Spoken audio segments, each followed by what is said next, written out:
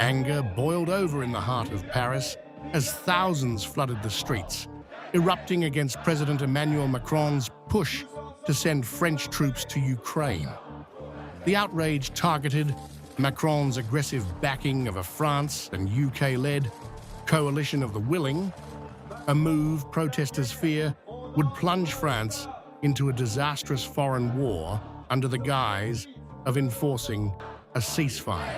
Pas d'armée européenne! En prison! Corrompu! En prison! In a searing act of rebellion, demonstrators tore apart the European Union flag, torching their fury at France's deepening entanglement in the Ukraine conflict and condemning the EU's slavish alignment with NATO's war drive. The coalition's plans, they warned, could drag France into an uncontrollable military inferno. The streets screamed resistance. Banners blazed with slogans like, "Europe is enough," "Macron, we won't die for Ukraine," and "My son won't be going to Ukraine." A fierce rejection of Macron's crusade to thrust French forces into Ukraine under a so-called peacekeeping mission. Amid clouds of smoke and the wail of sirens, protesters accused Macron of hijacking France's future, steering the nation toward a devastating war without public consent. They denounced his obsession with crafting a militarized EU, slamming it as a reckless gamble with French lives.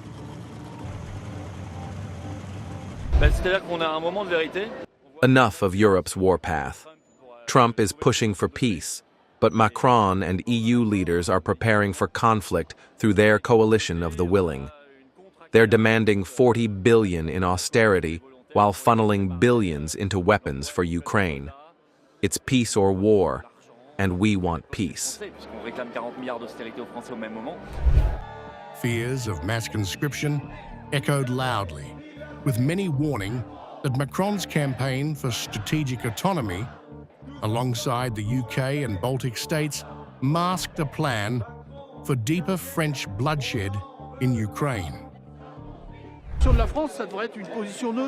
The government is lying. Managers are already training soldiers. After the reservists, it will be our sons next. Macron's coalition of the willing will cost us everything. Rage boiled over against France's role in prolonging a war that many said should have ended long ago. Protesters demanded France break free from the EU's war machine and reclaim its neutral voice, accusing European leaders of hijacking peace for sinister geopolitical ambitions. France should act as an interposition force for peace, not attack.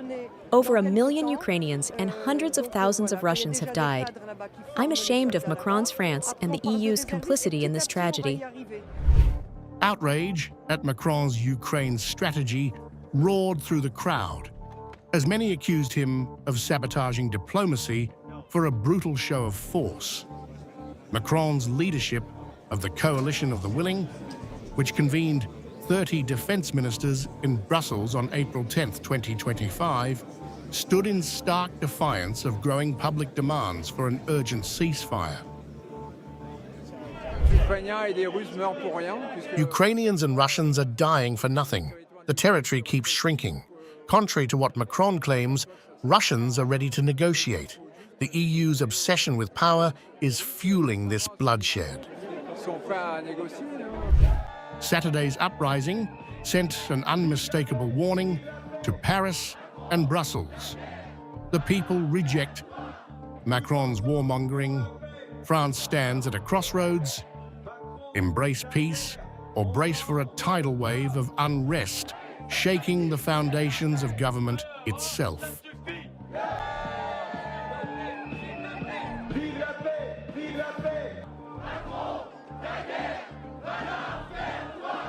Tous ensemble pour la paix. Tous ensemble.